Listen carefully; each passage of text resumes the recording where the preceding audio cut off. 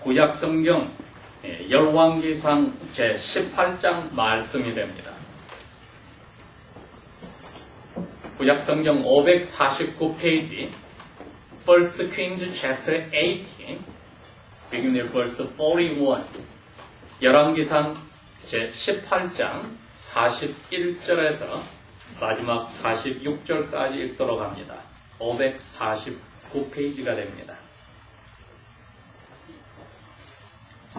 엘리야가 아합에게 이르되 올라가서 먹고 마시소서 큰 비의 소리가 있나이다. 42. 아합이 먹고 마시러 올라가니라. 엘리야가 갈멜산 꼭대기로 올라가서 땅에 꿇어 엎드려 그 얼굴을 무릎 사이에 넣고 43. 그 종에게 이르되 올라가서 바다편을 바라보라. 저가 올라가 바라보고 고하되 아무것도 없나이다. 가로되 7번까지 다시 가라. 44. 7번째 이르러서는 저가 고하되 바다에서 사람의 손만한 작은 구름이 일어나나이다. 가로되 올라가 아합 왕에게 고하기를 비의 길이 막히지 아니하도록 마차를 준비하고 내려가소서 하라 하니라. Verse 45. 조금 후에 구름과 바람이 일어나서 하늘이 캄캄하여지며 큰 비가 내리는지라.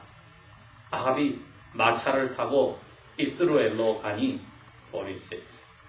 여호와의 능력이 엘리야에게 임하매 저가 허리를 동이고 이스라엘로 들어가는 곳까지 아합의 마차 앞에서 달려갔더라.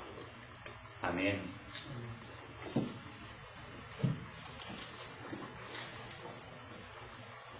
오늘 저희들이 읽은 이 말씀은 지난 16장부터 시작하여서 첫 번째 이제 막을 내리는 장면이 됩니다. 지금부터 근 2800년 전 이상의 그 옛날의 이야기 같지만은 우리가 여러 번 이야기했다시피 오늘날 저희들에게도 이 원리는 그대로 적용을 한다고 했습니다. 특별히 오늘 이제 엘리야 선지가 아합 왕에게 말합니다. 우리가 이 골짜기에서 지금 당신을 따라서 왔던 당신의 아내가 데리고 왔던 450명의 거짓 선지자들을 다 죽였는데 당신은 이 자리에 있지 말고 다시 산으로 올라가서 먹고 마시고 힘을 얻어서 비가 오니까 준비를 하십시오. 아합 왕이 어떤 분이었습니까? 그 나라를 하나님 앞에 저주받게 하는 주인이었습니다. 이웃나라 제사장의 딸 공주를 데려와서 자기 아내로 맞으면서 그 왕비가 데려온 마귀를 섬기는 제사장과 함께 어울려서 이스라엘의 하나님을 저버리고 바알신을 섬겼던 분입니다. 그래서 이스라엘의 하나님 여호와께서 그 나라 전체가 왕과 함께 우상을 섬기는 거짓 신을 섬기는 자리로 간 데에 대해서 약속에 따라서 진노하사 화를 내사 벌을 내리셔서 3년 반 동안에 그 땅에 비가 오지 않으므로 많은 어려움을 겪었다고 했습니다. 그 기도를 바로 이 엘리야 선지자가 하였습니다. 이 땅을 혼내시기 위해서 어려움을 주십시오. 하나님이 법에 약속한 데에 보면은 이 백성들이 이렇게 다른 신을 섬기게 될 때에는 하늘을 막아서 비가 오지 않게 해서 이 땅에 어려움을 주라는 저주가 있는데 그것을 내려서라도 이 백성을 고쳐주십시오 하여서 여호와께 기도한 대로 그 일이 이루어졌었습니다. 3년 반 동안의 나라가 어려울 때 이 엘리 선지자도 어려움을 겪어서 하나님이 다른 나라로 보내서 거기서 얻어먹고 생명을 지키게 하였던 것입니다. 18장 1절에 보면은 이렇게 이야기가 나옵니다. 3년이 지나서 여호와의 말씀이 엘리야에게 와서 말하기를 너는 이제 돌아가서 아방에게 너 자신을 보이라. 내가 비를 이스라엘 땅에 오게 하겠다고 말씀을 하셨습니다. 그러니 점점 마음이 아파오는 엘리 선지자는 왜 자기 기도대로 나라가 지금 어려운 자리에 들어갔으니까. 그런데 나라 사람들은 회개하고 돌아오는 게 안 보이니까 너무나 가슴이 아픈데 여호와께서 그럽니다. 너 이제 고향으로 돌아가 왕 앞에 가라. 내가 그 땅에 비를 내리겠다 약속을 했습니다. 여러분, 그러나 그분도 알고 우리도 아는 것은 하나님이 우리의 잘못에 대해서 벌을 내렸다 했을 때 벌을 스탑시키는 것은 회개하는 것 외에는 없습니다. 물론 하나님의 자녀들에게는 더 이상 벌이란 건 없습니다. 뭐가 있습니까? 채찍질이라고 하는 사랑의 매가 있습니다. 이 사랑의 매도 회개할 때에 그만두게 됩니다. 그런데 여기 보니 아방이나 이스라엘 사람들이 회개했다는 말도 없는데 하나님이 이제 화를 그만 내고 저주를 거둬들여서 비를 주겠다고 약속을 하셨는데 엘리 선지자는 이 말씀을 들었을 때 그대로 따라서 믿고 고향으로 돌아가서 왕을 데리고 백성들을 다 갈멜산 꼭대기에 모아놓고 거짓 선지자도 데리고 와서 누가 진짜 신인 것을 보여주기로 하고 둘 다 기도로 하였으나 여호와만이 엘리 선지자의 기도에 대답하여 참 신인 것을 알게 했습니다.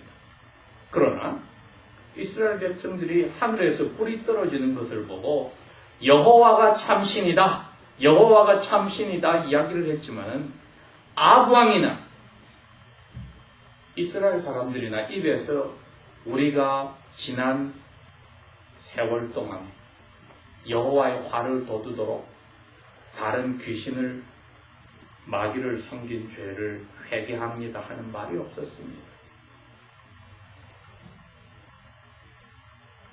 그런데 엘리야는 마치 그것을 모르는 것처럼 이제 모든 그 제사장들을 마귀를 섬기는 제사장들을 저기 골짜기로 데려가서 다 죽이라 했을 때 백성들이 전부 다 데려가서 그 사람들을 잡아서 왕도 따라 내려가서 왕이 보는 앞에서 다 죽여버렸습니다. 이제는 여호와를 믿는 백성들이 되고 왕도 여호와를 믿는 것처럼 보였는데 뭐가 문제입니까? 왕이 그럽니다. 이제 걱정 마십시오. 비가 옵니다. 이제 올라가서 식사를 하십시오. 그러나 아직까지 빠진 게 있습니다, 여러분. 뭐가 빠졌느냐?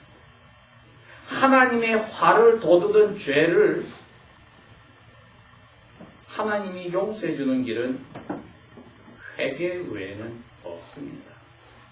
마음으로 우러나서 입으로 하나님 앞에 내가 이런 죄를 지었으니 용서하여 주십시오 하고 털어놓는 그것 외에는 하나님이 화를 그만두는 게 없습니다. 그런데 왜 여기는 하나님이 마치 그만둔 것처럼 보이느냐? 아직 그만두지 않았지요. 왜? 비가 돌아와야만 하나님이 화를 푸신 게 되는데 비는 아직 안 옵니다.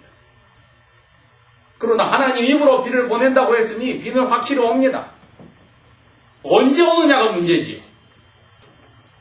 언제 오느냐 했더니 누군가가 슬그머니 지금 지나가서 하나님께 복받는다고 착각하는 아방이나 이스라엘 백성 대신에 하나님 앞에 기도해야 될 사람이 있어야 하는 겁니다. 무슨 기도? 이 백성과 이 왕이 하나님의 등을 돌리고 은혜를 배신하여 돌아서서 마귀를 섬긴 죄를 용서해달라고 기도해야 될 사람이 필요합니다. 이 기도가 나와야만 합니다. 그렇기 때문에 엘리 선지자가 그 자리로 들어가기로 자기가 결정을 하고 왕에게는 미리 이야기합니다. 안심하고 식사하시오. 왕이 식사를 하고 자기는 마차를 타고 이제 자기 성으로 궁전으로 돌아갈 준비를 합니다. 그때에 엘리 선지자는 하나님 앞에 이제 약속하신 비를 내리셔야 되는데 하나님께서 자기 법에 정해놓은 것은 백성이 그 죄에서 회개하여 돌아서면 내가 마음을 열어서 화를 거두고 용서하겠다고 했으니 돌아서는 사람 엘리 선지자의 기도할 차례가 된 것입니다.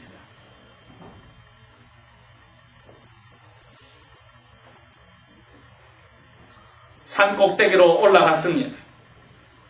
왕은 안심하고 식사를 하고 마차를 타고 고향으로 돌아갈 준비를 하고 자기가 큰 소리치고 데려왔던 모든 거짓 선지자는 다 죽어버렸고 여호와가 이스라엘의 참신인 것은 다 알게 되었지만 왕도 백성도 비는 보지 못하고 비가 온다는 말을 들었지만은 이제 비가 온 것을 기다리는 입장에서 돌아가야 되나 언제 올지도 모르고 여호와께서 자기들을 어느 정도 사랑한지에 대해서도 알지를 못하나 더 이상 벌이 없다는 것만 알고 있는데 이 어리석고 자기밖에 모르는 죄를 짓고도 회개할 줄 모르는 왕이나 백성 사이에 여호와 앞에 엘리 선지는 자기가 할 일이 있습니다. 산 꼭대기로 올라가서 땅에 엎드리고 나서 무릎을 꿇고 그 사이에 머리를 넣었다. 자기 종에게 이야기합니다. 너 제일 높은 꼭대기로 올라가서 멀리 바다를 보라. 갈멜산이 바로 지중해 옆에 있습니다. 그 바다를 보다가 뭔 표시가 나면은 이야기를 해라. 한 번 기도를 했습니다. 가보아라. 주인님 아무것도 안 보입니다. 두 번 기도를 했습니다. 가보아라. 주인님 아무것도 안 보입니다. 세 번 기도했습니다. 가보아라. 안 보입니다. 6번, 7번째가 되어서 가보아라 갔습니다. 주인님, 저기 바다 끝에서 사람 손바닥만한 구름이 떠올랐습니다. 그래? 너는 이제 왕에게 가서 빨리 준비해서 마차 타고 골짜기로 내려가서 궁전으로 돌아가라. 말씀을 드려라. 앞으로 큰 비가 오면은 그 가는 길이 진흙탕이 되거나 계곡물이 넘치면은 큰일 나니까 빨리 가시라고 해라.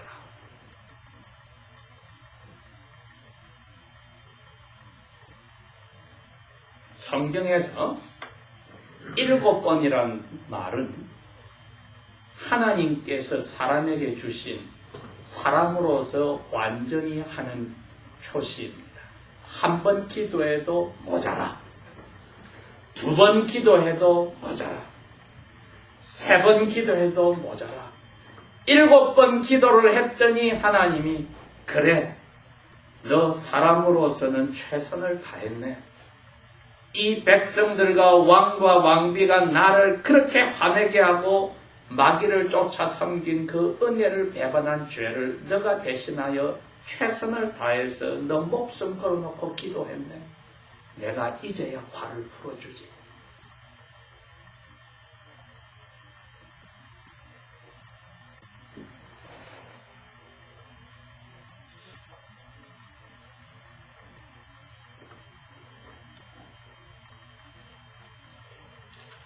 여호와께서 엘리야에게 분명히 비를 내리니까 빨리 너 고향으로 가라 해놓고 엘리야로 하여금 너가 회개하라고 말씀드린 적이 없으나 하나님의 사람만이 여호와의 마음을 알고 여호와의 법을 정확하게 이해를 했습니다. 하나님은 어떤 죄도 거저 넘어가는 법이 없으시다.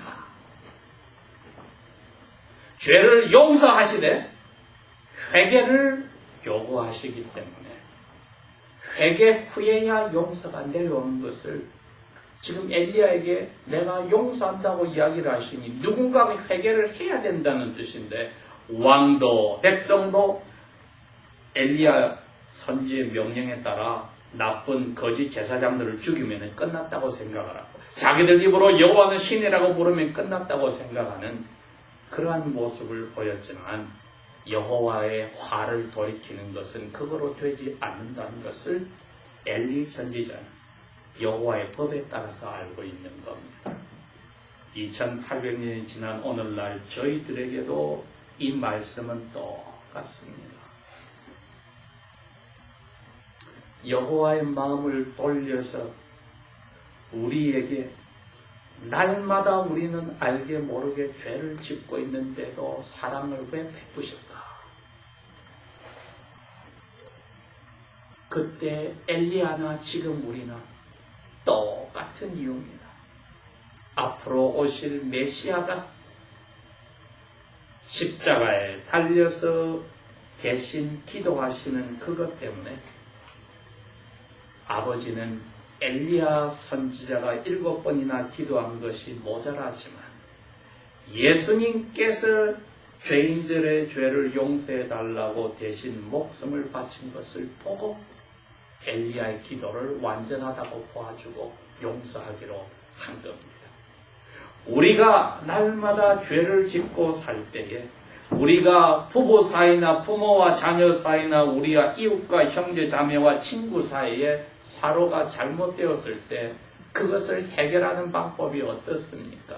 입에서 잘못을 인정하는 말이 나와야 합니다. 상처를 받은 하나님은 용서할 준비가 다 되어 있는데 우리 입에서 잘못했단 말이 나오지 않고 상처받은 아내나 남편이나 부모나 자녀나 친구는 용서할 준비가 되어 있는데 상처를 입힌 상대가 입에서 sorry란 말이 나오지 않을 때는 하나님이 기뻐하시지 않습니다. 하나님을 기쁘게 하지 못하는 관계는 죄 용서를 줄 수도 받을 수도 없습니다. 우리가 만일 우리 죄를 다 털어내놓으면 하나님은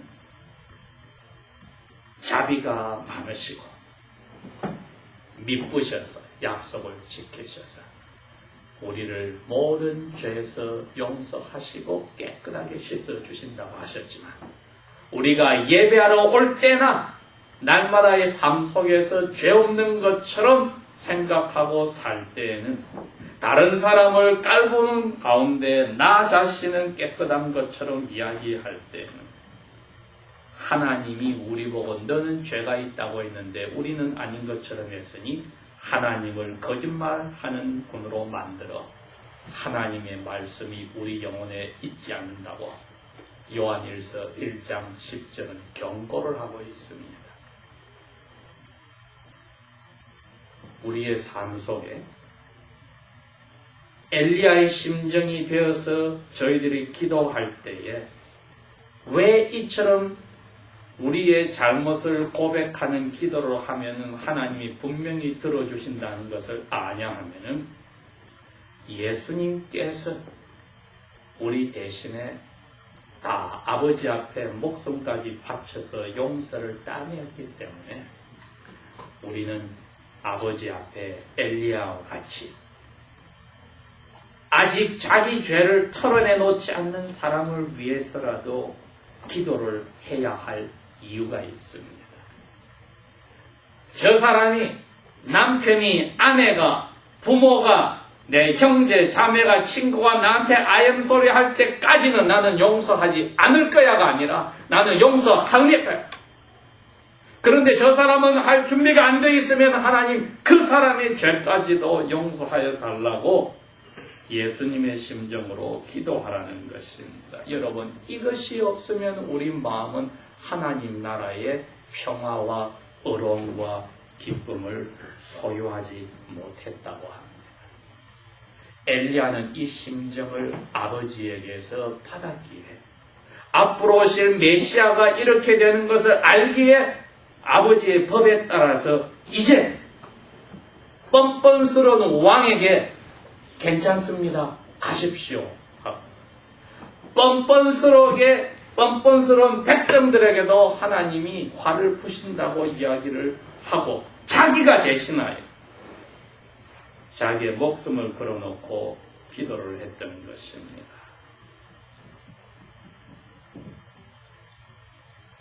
그랬기에 그 예수님의 하신 기도와 목숨 바친 것 때문에 사도 바울은 엘리의 심정과 똑같이 우리에게 이 이야기를 하는 겁니다. 하나님의 사랑으로 하나님을 사랑하게 된 사람들, 하나님이 자기의 기쁘신 마음으로 자기에게 부른 하나님을 이제 사랑하게 된 사람들에게는 모든 일들이 마지막에 가서는 다 선하게 좋게 되더라. 로마서 8장 28절에 그렇게 이야기를 하셨습니다. 그리고 나중에 39절에 가서도 그럽니다. 이 세상의 그 무엇도 그리스도를 죽여서 우리 죄를 용서해 주신 아버지의 사랑을 아무도 우리에게서 끊을 수가 없다.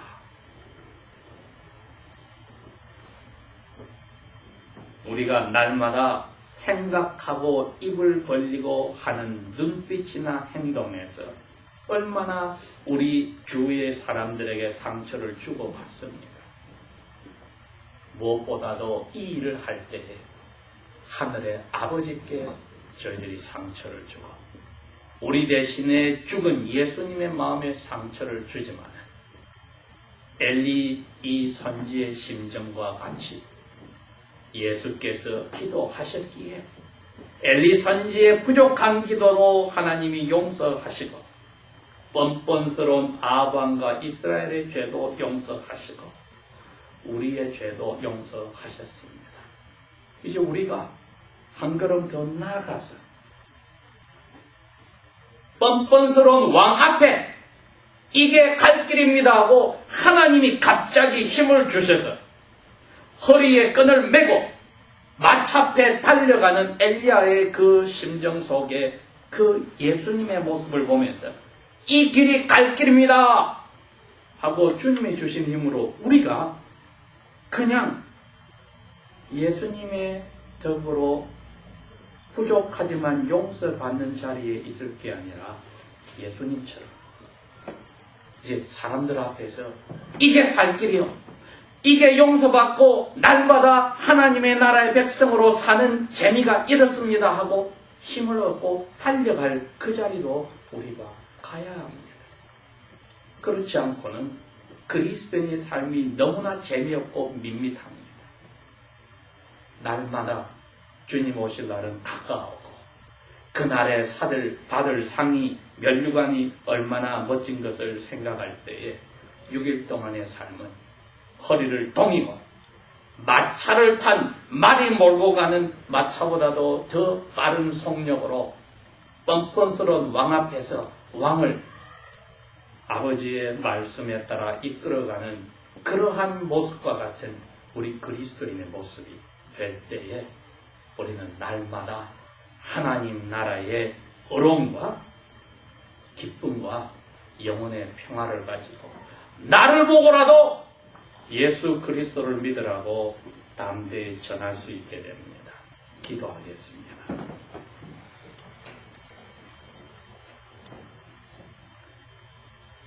아버지 하나님, 예수님을 벌내려서 엘리야의 부족한 기도를 들으시고 뻔뻔스러운 이스라엘 왕과 백성의 우상숭배 죄를 용서하시며 뻔뻔스러운 우리의 죄를 용서하신 것을 감사합니다. 우리가 이 자리에서 예수 그리스도를 닮아서 엘리자가 달려간 것 같은 사람들 앞에 달려감으로 예수 그리스도를 향하여 사람들이 자기의 눈을 돌리고 마음을 돌릴 수 있는 도구들이 되도록 성령이여 우리를 사로잡으시고 의로운 삶의 귀한 모범들이 될 수 있도록 이끌어 주십시오. 예수님 이름으로 감사 기도합니다. 아멘.